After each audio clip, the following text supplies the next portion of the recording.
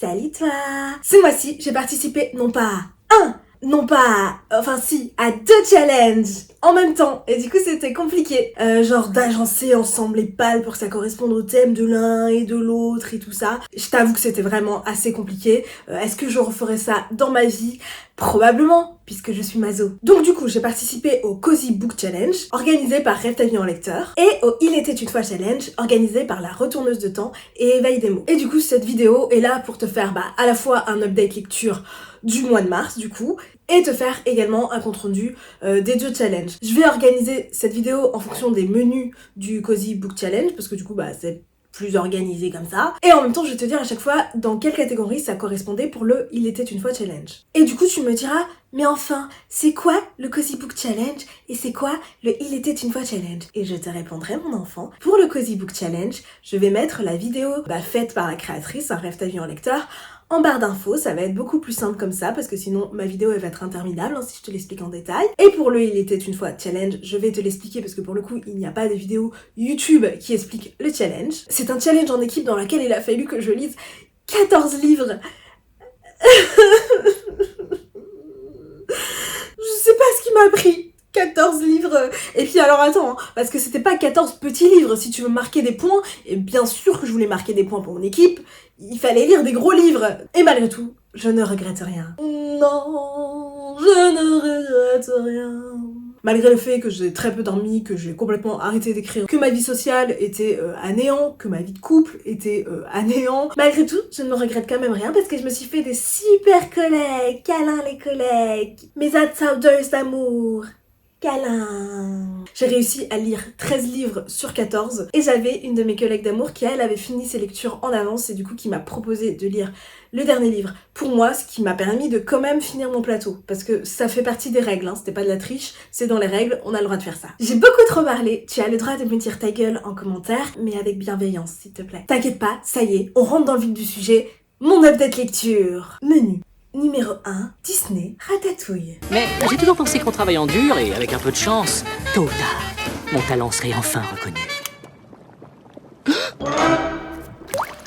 Catégorie 1, tout le monde peut cuisiner. Enfin moi personnellement je suis pas une très bonne cuisinière. Du coup, est-ce que tout le monde peut vraiment cuisiner? Je ne sais pas. Dans cette catégorie, il fallait lire un livre qui rentre dans les thèmes quête, découverte de soi, réaliser ses rêves. Pour cette catégorie, j'ai choisi de lire le tome 2 de Nevermore, La mission de Morrigan Crow, écrit par Jessica Townsend et aux éditions Peggy. Oui, je sais, et ici, il y a écrit épreuve non corrigée. Pourtant, je ne reçois pas de service de presse et je n'ai jamais reçu de service de presse de ma vie. J'ai juste acheté ce livre sur Vinted et il était indiqué nulle part que c'était une épreuve non corrigée. Je vois, voilà, de mon achat sur Vinted. Bref, j'étais assez deck de ça parce que t'imagines bien qu'il y a beaucoup de coquilles dans cette version-là, alors je suis sûre qu'il n'y en a pas du tout autant dans le texte original. Dans le premier tome, on suivait la jeune Morrigan Crow qui avait une belle vie de merde parce que, en plus de savoir qu'elle allait crever le jour de son anniversaire de ses 11 ans, une vie assez courte qui l'attendait,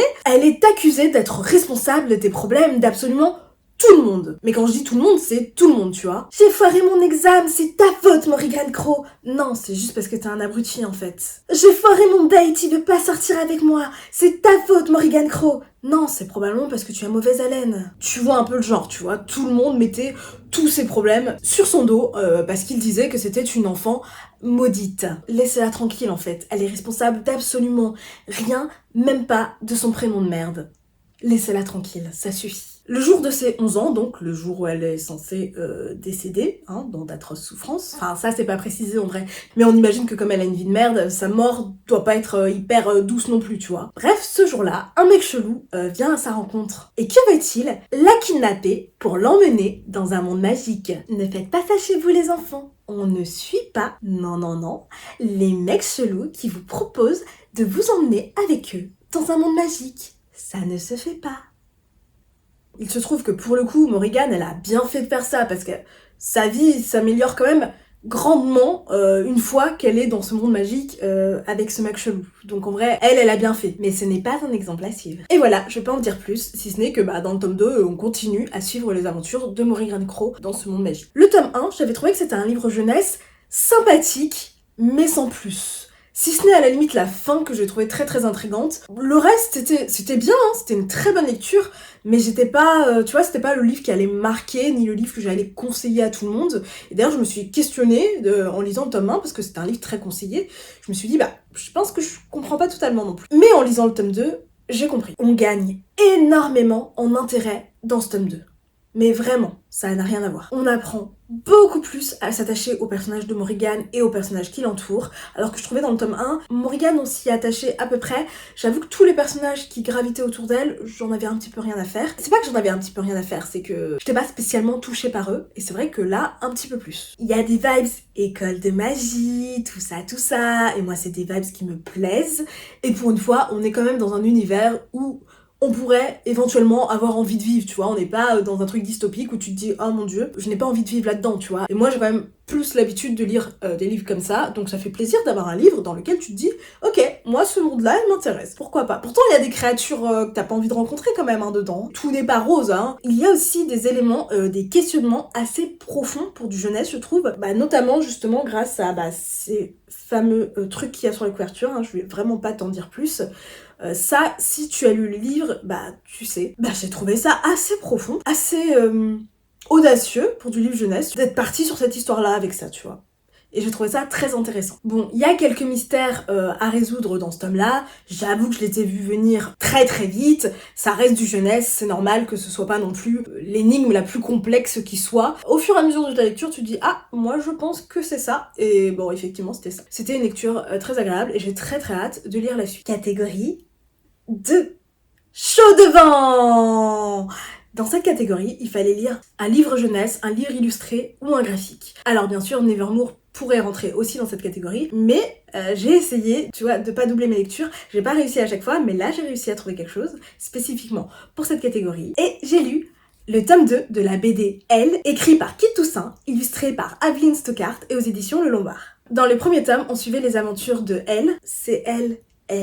Oui, c'est son prénom, qui était une collégienne qui semblait avoir plusieurs personnalités. Dans ce second tome, on voit comment son entourage gère la situation avec une de ses personnalités qui a plus ou moins pris la place de toutes les autres, hein, mais qui est une personnalité, on va dire, pas très très très gentille, tu vois, une manipulatrice, une menteuse, une voleuse, enfin voilà, quelqu'un de fort sympathique. Et on en apprend aussi plus sur la raison de l'existence de ces multiples personnalités. J'avais vraiment adoré le tome 1, je suis vraiment redescendue avec ce tome 2. C'est-à-dire je l'ai pas détesté du tout, mais j'ai beaucoup moins aimé, et c'est notamment à cause de l'explication donnée justement sur les multiples personnalités de Elle. Si tu veux, après c'est que mon avis et j'ai pas lu le tome 3, donc je peux pas avoir de conclusion vraiment sur cette saga sans avoir lu le dernier tome, bien évidemment. Ce qui m'a beaucoup moins plu dans ce tome-là, c'est que je trouve ça dommage qu'il n'a pas été fait le choix de tout simplement parler d'une adolescente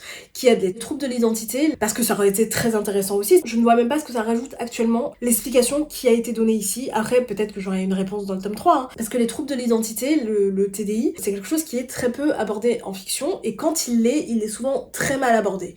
Maintenant, j'attends de voir le tome 3, et ça se trouve, le tome 3 va répondre à mes questions, et je vais me dire, ok, je comprends pourquoi tu n'as pas voulu parler directement de ce trouble-là, et que tu as voulu t'en inspirer et faire autre chose, tu vois. Peut-être que le tome 3 sera satisfaisant à ce niveau-là. Pour la catégorie 3, une grande colonie. Il fallait lire un livre qui parle de famille, d'amitié, de found family, de sororité. J'ai choisi de lire Il est grand temps de rallumer les étoiles de Virginie Grimaldi et aux éditions Fayard. Anna a 2 filles avec lesquelles elle a du mal à communiquer. Chloé, 17 ans, qui a tellement envie de se faire aimer de tout le monde qu'elle ken avec tous les mecs qu'elle croise. Parce que pourquoi pas. Et Lily, 12 ans, qui n'aime pas les gens mais kiffe les rats. Parce que... pourquoi pas. Et Anna a des dettes. Et un jour, elle trouve l'argent pour pouvoir rembourser toutes ses dettes. Fini, plus de problème, les dettes remboursées, tout va bien. Et est-ce qu'elle décide d'utiliser cet argent pour rembourser ses dettes? Je te pose la question. Eh ben non. Et que va-t-elle faire à la place? Réponse A. Payer l'opération de sa grand-mère malade. Réponse B. Payer les études de sa fille Chloé. Réponse C. Faire sécher les cours à ses 2 filles pour pouvoir partir en vacances. Quelle est la bonne réponse? Eh bien, c'est bien évidemment la réponse C. Du coup, elle décide de partir en road trip dans les pays du Nord, là, l'Europe du Nord, pour aller voir les aurores boréales avec ses filles. C'est un très très beau programme, hein. Moi aussi, hein, j'ai envie d'aller voir les aurores boréales, mais si j'ai des dettes, je les rembourse d'abord. Voilà, c'est comme ça qu'on fait, Anna, hein. On part pas claquer son argent dans des vacances quand on n'a pas d'argent. En termes d'histoire, purement d'histoire, on est dans quelque chose d'assez bateau, tu vois, d'assez vu et revu. Une mère qui essaye de renouer le contact avec ses filles. Mais ça a été une lecture extrêmement agréable. La plume de Virginie Grimaldi est drôle, parfois poétique. Les 3 filles sont très attachantes, surtout Lily, hein, gros cœur sur Lily, j'aime Lily. Elle est à mourir de rire, mais alors vraiment, moi, il y a plein de fois où j'ai explosé de rire. Ce livre, c'est vraiment un moment feel good par excellence. Pour la catégorie 4, Rat des villes ou Rat des champs, il fallait lire un livre qui se passe dans une ville, qui parle de survie ou un post-apo. Et pour ma part, j'ai choisi de lire le tome 2 d'Absolu, Les Effacés, écrit par Margot de Seine et aux éditions Big Bang. Dans le tome 1, on était dans une Pologne dystopique dans laquelle une chose, hein, qui est d'ailleurs appelée la chose, à ne pas confondre avec la chose agréable, hein, que chacun peut faire ou ne pas faire, hein.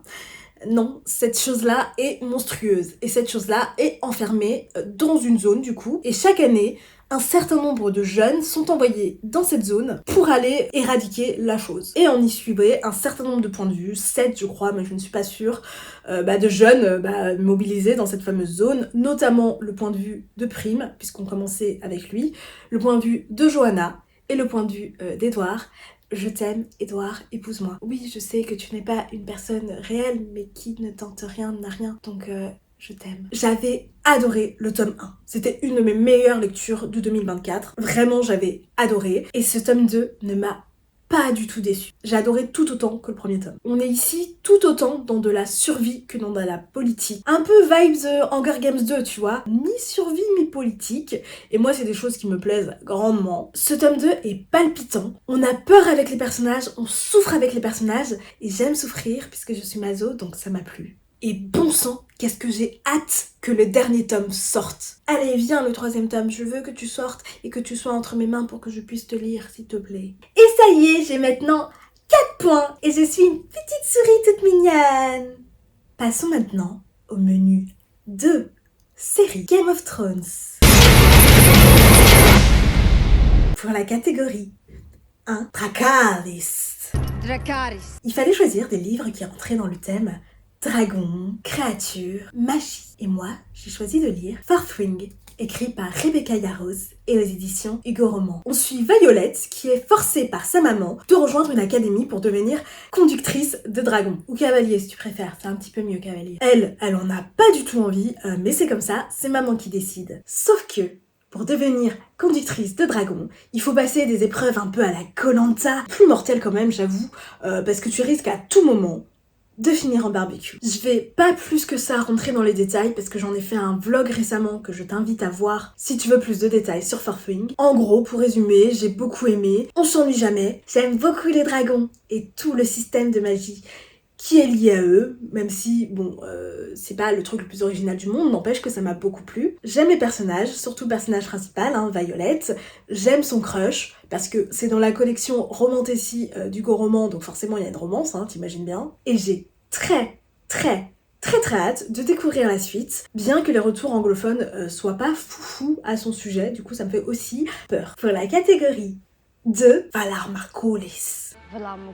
Il fallait lire un livre qui parle de nuit, d'obscurité, d'ambiance sombre, un polar ou un thriller. Et j'ai choisi de lire Winter, le 4e et dernier tome des Chroniques lunaires, écrit par Marissa Meyer et aux éditions Pekaji. Les Chroniques lunaires, c'est quoi? En gros, c'est des réécritures de contes à la sauce plutôt science-fiction, bon il y a aussi un peu de fantasy. Chaque tome réécrit un conte différent, mais c'est quand même des suites, hein. Il faut avoir lu le tome 1 pour comprendre le tome 2, et ainsi de suite. Tu peux vraiment pas lire Winter sans avoir lu les précédents, quoi. Tu vas être complètement largué, ça n'a aucun sens. Par contre, je te laisse deviner de quel conte est réécrit ce tome 4.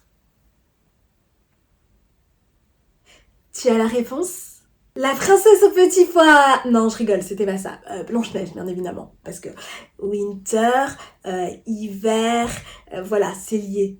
Blanche-Neige, ça marche. Dans le tome 1, on suivait Cinder. Comme son nom l'indique, c'était une réécriture de Cendrillon. Sauf que là, c'était une mécano-cyborg et qui avait des bails politiques avec la méchante reine de la lune, qui est pas très très gentille et qui a des pouvoirs contrairement aux terriens. Dans ce dernier tome, on suit Winter, aka Blanche-Neige, qui est une princesse de la lune, comme Sailor Moon. Pouvoir du prisme lunaire, transforme-moi! Qui a des sortes de troubles mentaux non identifiés, parce qu'elle a décidé de ne pas se servir de ses pouvoirs, et ne pas se servir de ses pouvoirs, ça crée des troubles mentaux. Désolée encore une fois s'il y a un changement de cadre ou de luminosité, j'ai dû arrêter ma vidéo et je recommence un peu plus tard, donc il y a peut-être des changements, même si j'ai essayé de faire au mieux. Du coup, une fin de saga assez satisfaisante. J'aime beaucoup le personnage de Winter, c'est vraiment un personnage particulier, mais que j'aime beaucoup. Par contre, dans ce tome-là en particulier, le personnage de Scarlett, mais elle m'a cassé les... J'en pouvais plus d'elle, j'en pouvais vraiment plus, elle m'a vraiment saoulée. Mais à part elle, et heureusement on la voit pas tant que ça dans ce tome-là non plus, le reste c'était pas mal. C'est une bonne conclusion, y a rien de surprenant, tu vois, il va pas avoir une révélation de ouf, tu vois, tu t'attends à comment ça va se finir et ça se finit exactement de la manière dont tu t'attends. Mais c'était sympa. Je l'ai lu extrêmement vite et pourtant c'est vraiment une pavasse, regarde-moi ce truc. Près de 1000 pages le truc, 977, c'est énorme et je l'ai lu assez vite. Peut-être juste pour dire que c'est assez prenant quand même. Pour la catégorie numéro 3, La main du roi, il fallait lire un livre qui parle de royauté, de politique, d'intrigues de cour et j'ai décidé de lire le tome 2 de La Passe Miroir, Les Disparus du Clair de Lune, écrit par Christelle Dabos et aux éditions Gallimard Jeunesse. Dans le tome 1, on suivait Ophélie, qui vit dans un endroit où les objets ont une âme, ils bougent tout seuls, ils font leur vie, chaque objet. Elle a notamment une écharpe qui est un petit peu envahissante, telle, tu sais, la carte de Doctor Strange, elle a sa propre volonté, et des fois elle embête un peu Ophélie. Et il se trouve qu'Ophélie, en particulier, c'est aussi une liseuse, donc elle arrive à lire dans le passé des objets, et c'est également une passe-miroir, donc en gros, elle arrive à se téléporter d'un miroir à un autre, voilà, pour simplifier. Et elle se trouvait contrainte et forcée par les joie d'un mariage arrangé, de se fiancer avec Thorn et d'aller vivre chez lui dans la Citaciel qui est en gros la capitale de ce monde-là. Et il y avait pléthore de complots, d'intrigues de cour, de tentatives d'assassinat, plein de trucs tout joyeux comme ça. Et ici, il y a encore plus de complots, d'intrigues de cour, de tentatives d'assassinat, de kidnapping, il y a pas mal de choses... Voilà. Si t'aimes ça, ici, il y en a encore plus. Bon, le tome 1, c'était vraiment un coup de cœur. J'avais adoré la plume, l'univers, les personnages, j'avais tout adoré. Et le tome 2, pareil, j'adore. La plume est encore, mais alors d'une beauté. Elle est sublime, la plume de Christelle Dabos. L'intrigue est toujours très intéressante, avec un gros crescendo d'ailleurs vers la fin. La fin, mais elle est ouf, voilà, elle est juste ouf. J'adore, j'adore, j'adore. Et c'est une saga française, du coup, je recommande d'autant plus. Vive les sagas françaises. Pour la catégorie numéro 4, Winter is coming. And winter is coming. Il fallait lire un livre sur le thème de l'hiver, le froid, et j'ai choisi de lire Le Chant du Loup, le premier tome du clan Bennett, écrit par T.J. Klune et aux éditions Bookmark. Déjà, prenons 2 secondes pour admirer cette beauté.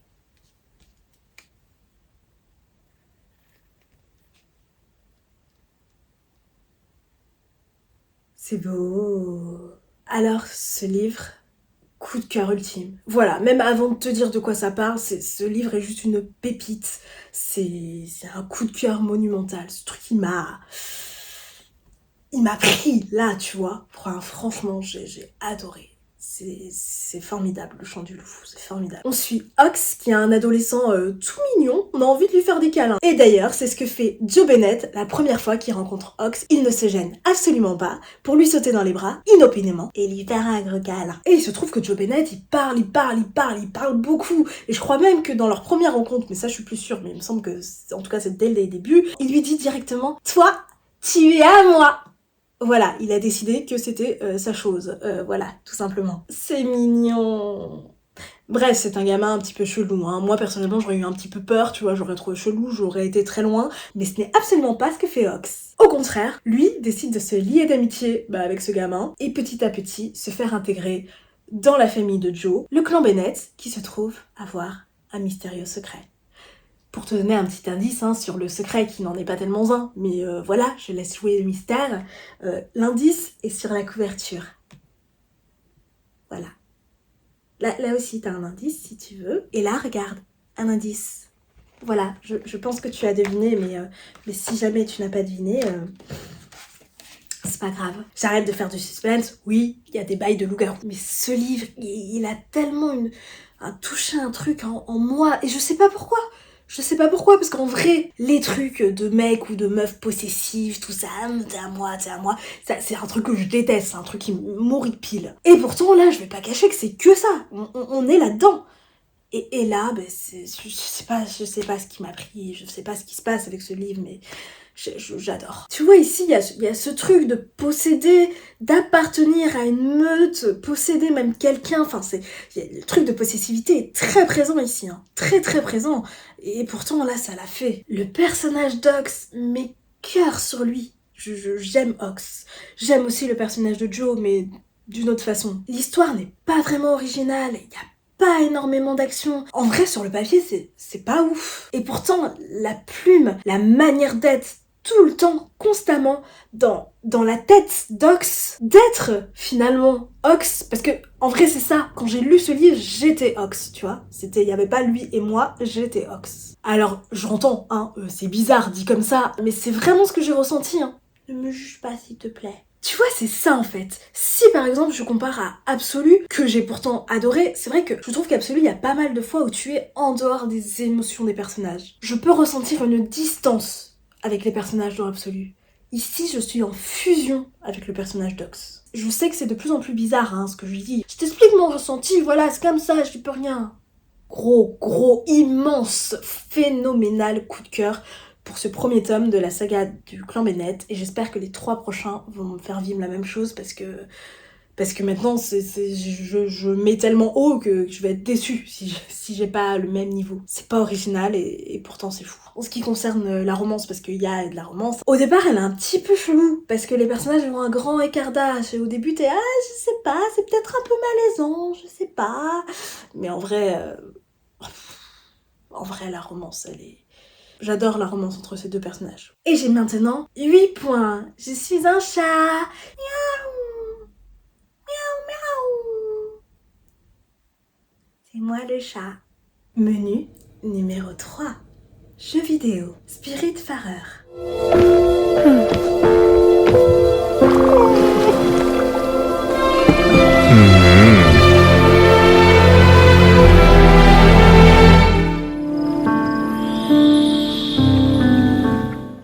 Pour la catégorie 1, Charon le Passeur, il fallait un livre qui parle de mort, de deuil, d'esprit, de fantômes. J'ai choisi de lire le tome 1 de la trilogie de Devabad, écrit par S.A.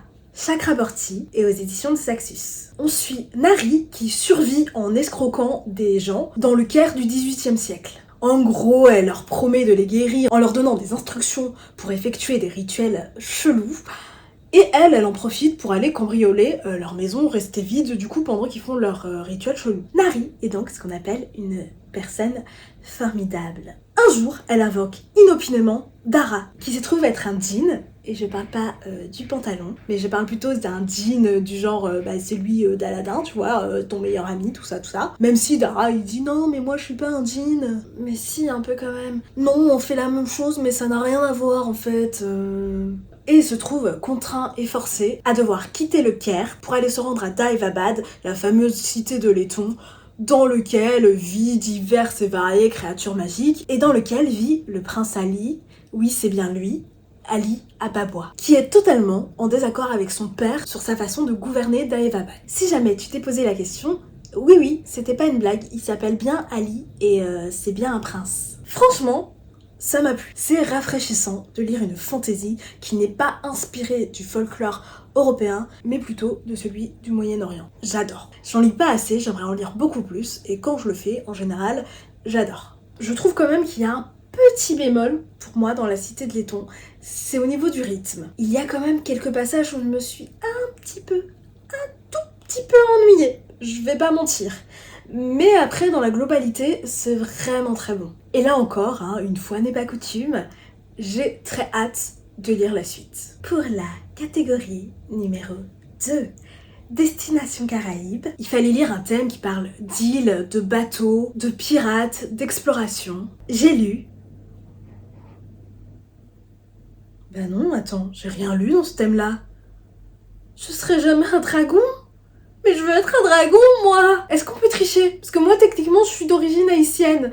Du coup, les Caraïbes, tu vois, c'est les Caraïbes. Est-ce que ça marche? Est-ce que j'ai un bonus parce que je suis d'origine haïtienne? Non, je veux être un dragon! Pour la catégorie numéro 3, une tasse de thé, s'il vous plaît. Il fallait lire des livres qui parlent de gourmandise, de retour en enfance, de cozy fantasy. Et moi, j'ai décidé de lire un livre qui rentrait pas spécialement dans ces catégories-là, mais par contre qui correspondait parfaitement au titre, voilà, j'ai le droit, je fais ce que je veux. Et j'ai du coup décidé de lire Les gens heureux, lisent et boivent du café, écrit par Agnès Martin-Lugo et aux éditions Michel Lafon. Alors je te présente pas le livre concrètement en matériel, parce que je l'ai lu en e-book, mais ne t'inquiète pas, je te mettrai une photo de la couverture. Voilà, c'est fait. Diane a perdu brusquement son mari et sa fille. Et après ça se comprend, elle a du mal à vivre. Du coup, elle décide de partir vivre en Irlande pour réapprendre à vivre. Voilà, ça fait plein de fois le mot vivre, mais du coup t'as compris. Elle essaye de réapprendre à vivre. Bon, ce livre, pour moi, aux œuvres complet. Vraiment. J'en ai rien à faire de ce livre. J'ai rien ressenti, mais à aucun moment, j'ai juste eu l'impression de perdre mon temps. Aucun intérêt pour moi, à mes yeux. Attention, c'est mon avis personnel, je ne juge absolument pas les gens qui ont adoré ou qui ont trouvé un quelconque intérêt, hein, vraiment. C'est juste mon avis personnel, et d'ailleurs, si jamais toi tu as un avis contraire, ça m'intéresse qu'on en discute. Mais moi, j'ai été complètement...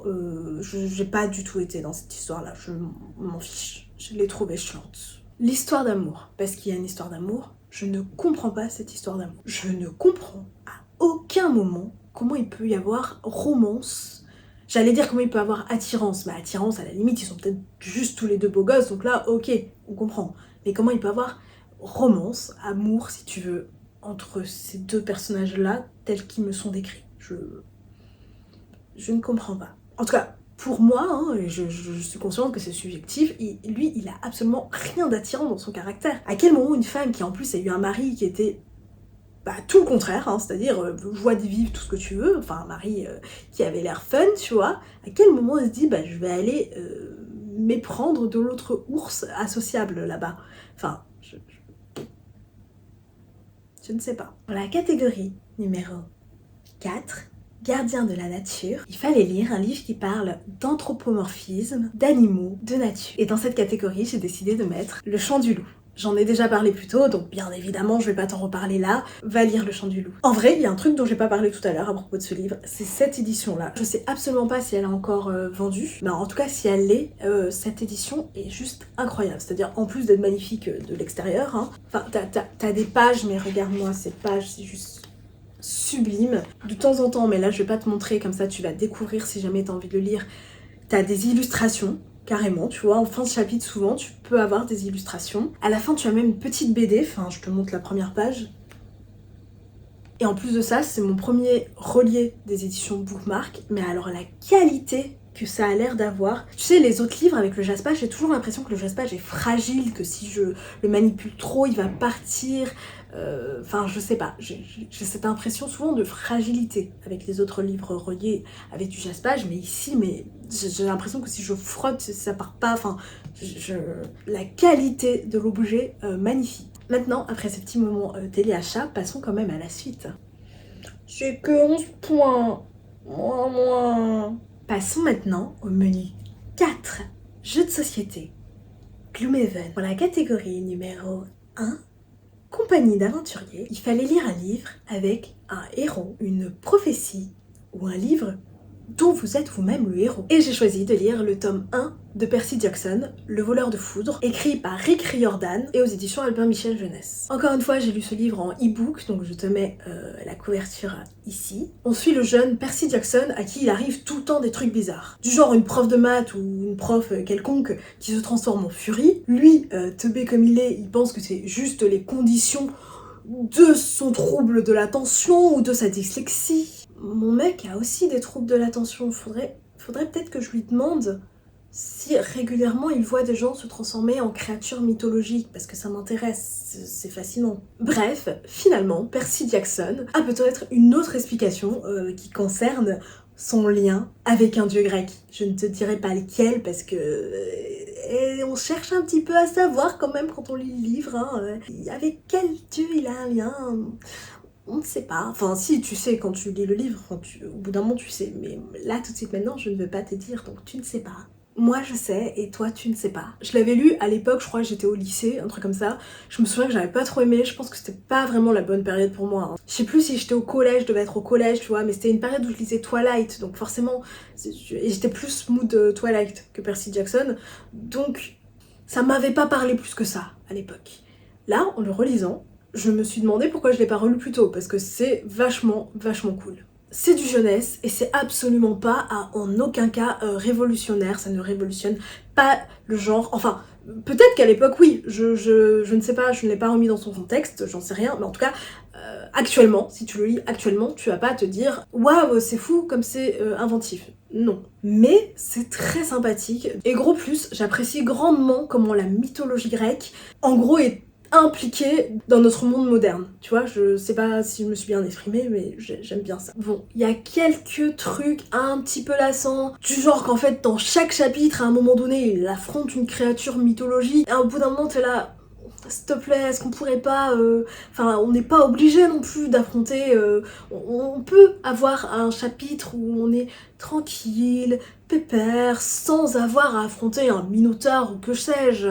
Enfin, c'est une possibilité, tu vois, ça aurait été appréciable. Mais en vrai, je chipote, hein. C'est juste que du coup, ça fait un schéma un petit peu répétitif sur tous les chapitres. C'est pas un coup de cœur, ni un livre marquant, mais c'est agréable à lire et par contre je conseille, mais alors à 1000% aux ados.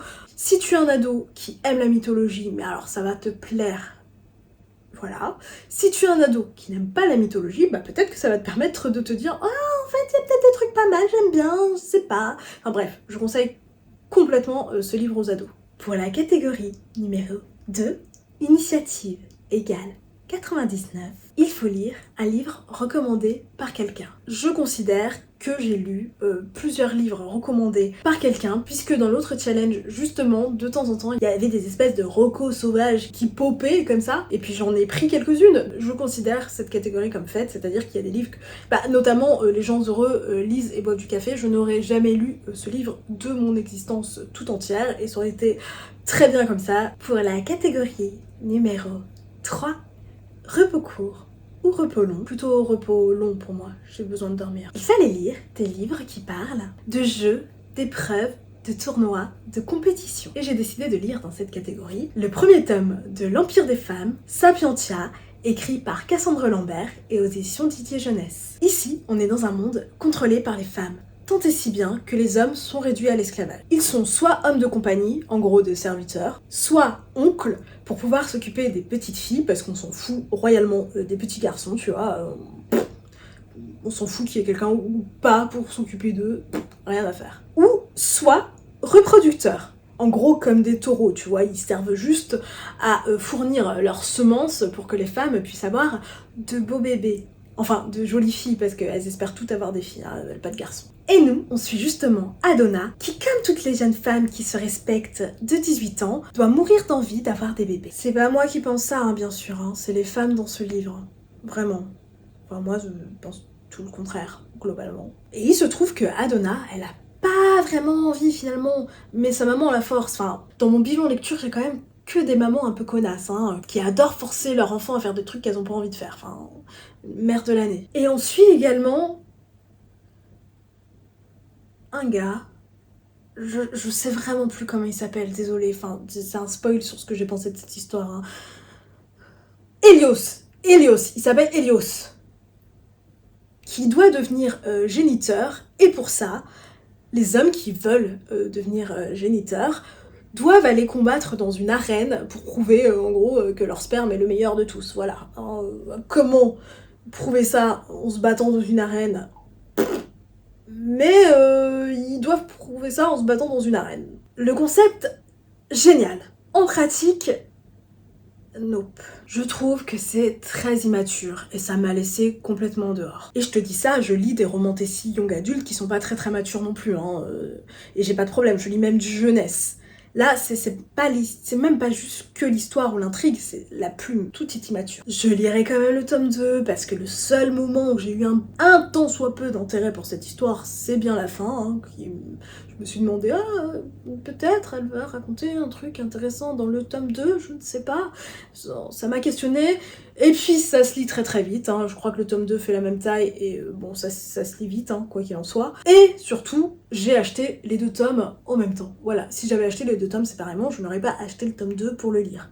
Non, mais là, il est là, bon, tant qu'à faire, je le lirai à un moment donné, mais je suis pas du tout pressée. C'est ma deuxième tentative avec des livres de cette autrice. Et il y a quand même un plus, parce que le premier que j'avais lu, c'était l'Antidote mortel, hein, le premier tome, j'ai pas lu le deuxième tome. L'Antidote mortel, j'avais tout bonnement détesté. Ça fait partie de mes pires lectures de 2023. Et celui-là, je ne le déteste pas. Je ne l'aime pas tellement, mais je ne le déteste pas. Et c'est positif, ça va dans le mieux, c'est cool. L'Antidote mortel, j'avais l'impression que c'était écrit par une collégienne. J'ai été vérifiée après coup et elle avait effectivement écrit quand elle était au lycée, donc ça s'expliquait. Bon, là, elle était un petit peu plus âgée. On sent qu'elle a gagné en maturité quand même, hein. Ça se sent qu'elle l'a fait après et qu'elle était un petit peu plus mûre pour celui-là, mais pas assez pour moi. Donc peut-être dans 10 ans, peut-être si elle écrit quelque chose dans 10 ans, je me dirais, allez, là c'est peut-être le moment où Cassandre Lambert, enfin je peux tenter de lire tes nouveaux écrits, mais sinon, même si tu m'écris une histoire avec un résumé incroyable, je pense que je n'aurais même pas envie d'y jeter un coup d'œil actuellement. Désolée. Pour la catégorie numéro 4, campagne Legacy. Il fallait tout simplement avancer dans une saga. Et il se trouve que j'ai avancé dans plein de sagas. Absolu, La Passe Miroir, Nevermore, les Chroniques Lunaires, enfin, cette catégorie, elle est largement validée. Et ça y est, j'ai 15 points. Je fais pas le mime, c'est juste pour te dire 10 plus 5, voilà, ça fait 15. Et je suis un petit renard tout mignon. Mais je voulais être un dragon. Ouah. Mais on est le 29 mars, donc j'ai encore du temps. Je peux encore lire des trucs. Attends. Je sais. Oh, oui. La catégorie que j'avais pas validée, c'était Destination Caraïbes. Il fallait lire des pirates des bateaux. Regarde, il y a un bateau sur la couverture. Et c'est Peter Pan, normalement, il y a le capitaine Crochet. Peut-être que...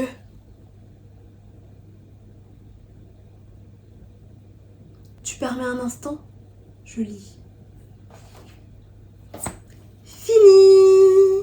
Du coup, c'est le tome 3 du Peter Pan de Loisel, dans lequel il nous propose d'imaginer des origines à Peter Pan. Je vais pas en parler ici en détail parce que j'en parle dans mon précédent update lecture, hein, des tomes 1 et des tomes 2, voilà, donc je t'invite à aller le voir si tu veux en savoir plus. Ce tome-ci m'a un petit peu moins plu que les tomes précédents, je sais pas, je l'ai trouvé en dessous, un petit peu moins intriguant, un petit peu moins d'intérêt que les précédents. J'ai quand même très hâte de savoir la suite parce que on finit quand même sur plusieurs mystères, enfin tu vois, il y a plusieurs trucs où tu te dis qu'est-ce qui va se passer pour ce personnage dans le tome d'après?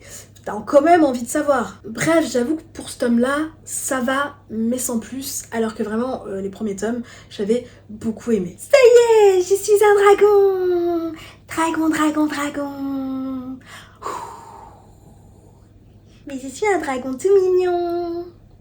Si tu penses que cette vidéo est à présent terminée, non, il n'en est rien. Puisque, effectivement, tout ce qui concerne le Cozy Book Challenge est fini. Voilà, il n'y a plus de menu, il n'y a plus de catégories, c'est fini.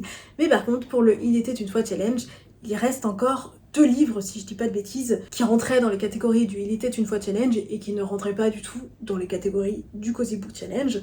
Donc je vais quand même en parler, hein, parce qu'il n'y a pas de raison que j'en parle pas. Le premier, il s'agit des 7 maris d'Evelyn Hugo, écrit par Taylor Jenkins Reid et aux éditions Hauteville. Ici, on suit Evelyn Hugo, qui est une légende du cinéma vieillissante, et qui décide enfin, alors qu'elle avait fait un peu secret de tout ça toute sa vie, de faire une interview pour un journal, pour pouvoir parler de sa vie amoureuse, hein, qui est, ma foi, assez mouvementée, puisqu'elle a été mariée pas moins de 7 fois. Et mon résumé va s'arrêter ici, hein, c'est un résumé assez court. En gros, on suit la vie d'Evelyn Hugo, de ses débuts dans le cinéma, hein, et comment elle a réussi à s'immiscer dans le milieu du cinéma. J'ai adoré. Je vais même t'avouer un secret, j'ai versé une petite larme à la fin du livre, ça m'a émue. Je me suis attachée au personnage d'Evelyn Hugo que j'ai trouvé mais très humaine, malgré le fait c'est pas une bonne personne Evelyn Hugo, hein. C'est pas une bonne personne, elle manipule, elle ment, elle a fait comme elle a pu. En fait, elle a fait comme elle a pu. Vraiment, c'est une femme qui a fait comme elle a pu. Alors attention, hein, je te parle de ça comme si c'était une histoire vraie, c'est pas du tout une histoire vraie. On est d'accord que c'est une fiction. Evelyn Hugo n'existe pas. Il y a des relations qui sont hyper touchantes, qui sont hyper belles et qui sont pas clichés du tout. C'est rare que des livres qui ne soient pas dans le genre fantasy puissent être des livres qui me marquent. Je pense que Les 7 maris d'Evelyn Hugo, ce sera un livre qui va me marquer. Je peux comprendre qu'on soit en dehors, hein, je peux comprendre qu'on soit en dehors. Déjà, le personnage principal est un personnage assez antipathique. Ça peut rebuter un petit peu, tu vois, hein, j'entends. Un très très bon livre pour moi. C'est vraiment un petit trésor. Et enfin, pour clôturer cette vidéo interminable, je vais te parler de ma dernière lecture du mois de mars, Vox de Christina Dalscher et aux éditions Nil. On est dans un monde où les femmes n'ont pas le droit à la parole. Pour pouvoir les empêcher de parler d'ailleurs, elles ont un joli petit bracelet autour du poignet. Voilà, ça s'appelle un poignet, Laure, hein, voilà. Et si elles dépassent le nombre de 100 mots, elles sont électrocutées. Voilà, joie et bonheur dans le meilleur des mondes. Et du coup, nous, dans ce monde-là, on suit le personnage de Jean, qui autrefois était une docteure en neurosciences, donc elle avait un statut quand même dans la société, elle était importante, et qui maintenant est plus ou moins reléguée au rôle de mère au foyer. Jusqu'au jour où des hommes ont besoin de ses compétences. Ce livre m'a pas mal plu. En fait, le problème qu'il y a, c'est que pareil, le concept est très très intéressant. Alors, il fait flipper. Hein. Il fait flipper parce qu'il est très ancré dans notre réalité actuelle, tu vois. On dirait presque que, tu vois, dans 5 ans, il peut se passer ça parce qu'on a fait les mauvais choix politiques. Hein. Malheureusement, c'est pas irréaliste du tout. Et ça fait vraiment flipper. Ce truc-là, c'est très bien maîtrisé. En plus de ça, on a des questionnements hyper intéressants. Notamment, Jean, du coup, elle est mère d'une petite fille, mais elle est aussi mère de garçons. Et comment tu fais quand la société fait en sorte que les garçons deviennent des monstres, hein, plus ou moins des monstres, hein, parce que les propos que disent le fils aîné de Jean, c'est des propos choquants, et qu'elle-même trouve choquants. Et comment tu fais face à ton fils, parce que c'est ton fils, tu l'aimes, et comment tu fais face à une mentalité qui devient dégueulasse, tu vois. En tant que mère, comment tu gères ça? Comment tu gères la peur pour l'avenir de ta petite fille qui, contrairement à ses frères, quand elle rentre de l'école, elle peut pas te raconter sa journée, tu vois. Elle peut juste répondre par oui ou par non à des questions éventuellement que tu lui poses. Alors que ses frères, ils peuvent déblatérer toute la sainte soirée sur leur journée à l'école, tu vois. Comment tu fais quand tu t'inquiètes pour ta fille qui vit ça, du coup. J'ai pas trop aimé la fin. Et j'avais déjà lu un autre livre de Christina Dalscher. Pour le coup, l'autre livre, j'avais détesté la fin. Là, j'ai juste pas trop aimé parce que bon, pour moi, il y a un truc qui se fait. C'est là, bon, pourquoi? Je comprends pas. Mais c'est peut-être moi qui suis bête, hein. C'est possible. Le truc, et ça m'avait déjà fait ça avec le précédent livre de Christina Dalscher, c'est que je reste très en dehors des émotions de Jean, tu vois. J'ai une distance.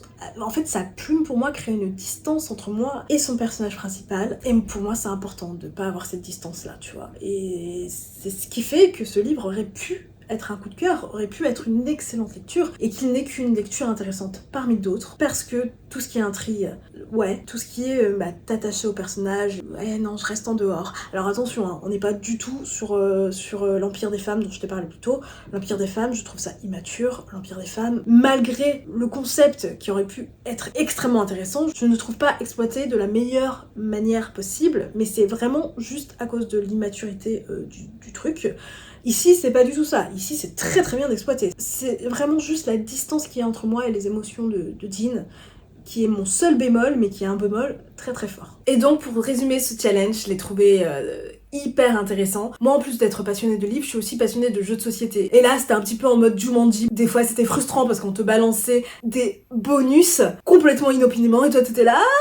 Qu'est-ce qu'il faut que je fasse avec ma lecture? Oh non, il faut que je regarde un Disney ou que je lise ce livre-là en 24 heures. Oh, tu suffoques, tu paniques. Il y avait plein de moments comme ça dans le challenge, mais il y avait tellement plus puisqu'il y avait énormément de moments d'amour. Et moi, c'est ce que j'ai retenu. En ce qui concerne maintenant le Cozy Book Challenge, du coup, du fait de mon autre challenge en même temps, c'était très compliqué de participer activement. C'est-à-dire qu'en fait, à cause du Il était une fois challenge, je ne pouvais pas partager ma palle du coup du Cozy Book Challenge parce que en gros les membres des équipes adverses pouvaient, si par exemple ils voient que tu lis un gros livre, ils pouvaient prendre tes points, les fourbes, c'était possible, enfin bref, il y avait plein de trucs comme ça qui disaient que stratégiquement parlant dans ce challenge là, c'était pas conseillé de partager ses lectures, tu vois ce que je veux dire? Du coup j'ai pas pu partager mon avancement du Cozy Book Challenge, tu vois, je vais tout faire en même temps et du coup c'est un peu frustrant à ce niveau là parce que du coup j'étais une participante de l'ombre. Et voilà, cette vidéo touche enfin à sa fin. Si tu as aimé, n'hésite pas à liker, n'hésite pas à partager, à t'abonner et à laisser des commentaires. Si jamais tu es resté jusqu'à la fin, tu peux soit me laisser un petit emoji souris, parce que ça rentre dans le Cozy Book Challenge et ça correspond aussi dans Disney parce qu'il y a des petites souris souvent dans Disney, voilà, donc ça marche. Et si tu veux, tu peux me laisser un petit emoji dragon parce que je suis un dragon. Tu me laisses l'emoji que tu veux. Sur ce, des bisous.